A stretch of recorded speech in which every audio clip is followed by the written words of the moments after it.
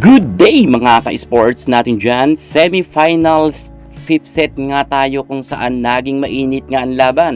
Pagkatapos ngang manalo ng Petrogas sa set 1 at set 2, Akari naman ang nakasungkit ng pagkapanalo sa third set at fourth set. Naging mainit nga ang kanilang salpukan sa duluhan na laban at bumabor nga ito sa Akari, kung kaya nagkaroon nga sila ng ikalimang set at dito na talaga nagbardagulan ng husto ang import versus import. Anime Chen versus Wonder YD talagang hindi nagpaawat.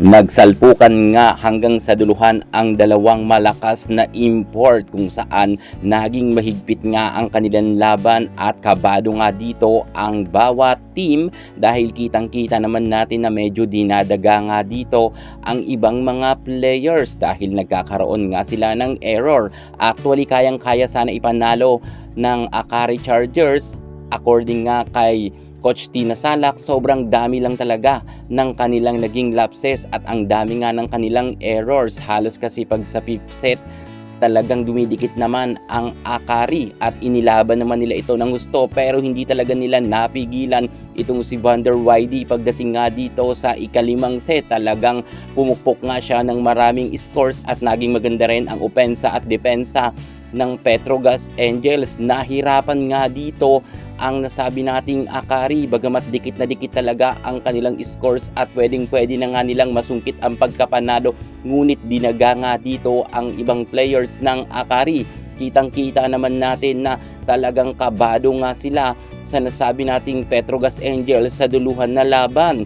Okay na sana kasi talagang nakakadikit naman ang Akari pero hindi na nga sila pinagbigyan na magkaroon pa ng tie sa fifth set. At eto na nga, umarangkada na nga ng husto dito si Myla Pablo, Brock Van Sickle at maging ito ngang si Rania Musa at MJ Phillips ay napakaganda rin ng kanilang ipinakita sa loob ng court.